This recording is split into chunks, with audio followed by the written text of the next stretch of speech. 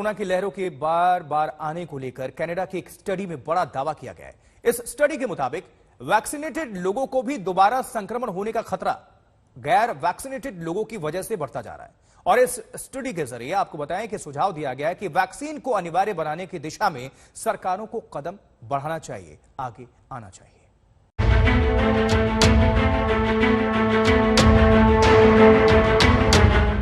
Corona के बढ़ते मामलों और चौथी लहर की आशंका के गहराने के बीच कोविड-19 के फैलने को लेकर एक चौंका देने वाली स्टडी सामने आई है।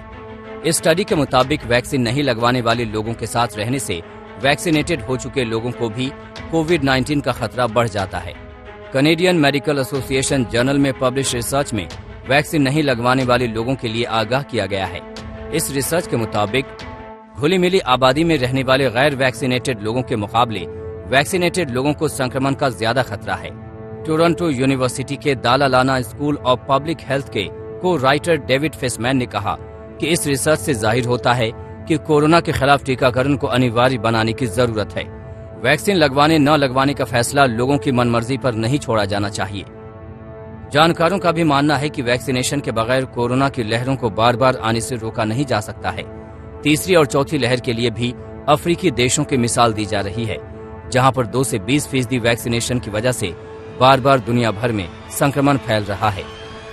जैसा कि डेटा के अनुसार 56 कंट्रीज अब भी इस हाल में है कि वो अपनी 10% पॉपुलेशन को भी कोविड की वैक्सीन नहीं लगवा पाई है।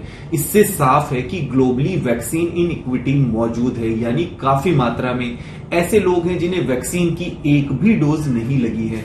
ऐसे में उन लोगों के इन्फेक्टेड होने पर डेडली कोविड वेव आने का खतरा और नए वेरिएंट आने का खतरा लगातार बना हुआ है। वैक्सीन और बूस्टर डोज को अनिवार्य बनाने की दिशा में सरकारें काम तो कर रही हैं, लेकिन लोगों की उदासीनता कुछ देशों में ज्यादा तो कुछ में कम दिख रही है। लेकिन वैक्सीनेशन का 100% का टारगेट हासिल होने की राह में ये ब्रेकर बन रही है।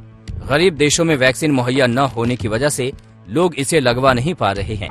वैसे भी भारत में जिस तरह से पहले 15 से 18, फिर 12 से 15 और अब 5 से 12 साल के बच्चों के लिए वैक्सीन को मंजूरी मिली है, उससे उम्मीद है कि देश की ज्यादातर आबादी वैक्सीनेशन के दायरे में आ जाएगी। जानकार भी 5 से 12 साल के बच्चों के लिए वैक्सीन को दी गई मंजूरी का स्वागत कर रहे हैं। वैक्सीनेशन का बहुत बड़ा रोल है कोविड संक्रमण को रोकने में, क्योंकि जिस लोगों को अगर वैक्सीन लगी हुई है, आप देखेंगे अभी कि बहुत सारे बच्चों को वैक्सीनेशन नहीं हुआ है तो बच्चों के केस ज़्यादा निकल रहे हैं। हालांकि एडल्ट भी निकल रहे हैं, लेकिन बच्चों के केस भी ज़्यादा आने लगे हैं। पहले ज़्यादातर मैक्सिमम एडल्ट केसेस होते थे। तो कोविड के रोकथाम में वैक्सीनेशन का बहुत बड़ा रोल है। जाहिर है कि जब देश में हर कोई वैक्सीन लगवा चुका होगा और जरूरत के मुताबिक बूस्टर डोज भी ले चुका होगा, तो फिर संक्रमण का खतरा घटता चला जाएगा। इससे कोविड के नए वेरिएंट भी ज्यादा घातक नहीं होंगे और ये मामूली जुकाम बुखार बनकर रह जाएगा। इससे देश में किसी भी तरह के आर्थिक प्रतिबंध नहीं लगेंगे, जिससे रोजगार कारोबार बेरोक टोक चलते रहेंगे। आज तक ब्यूरो।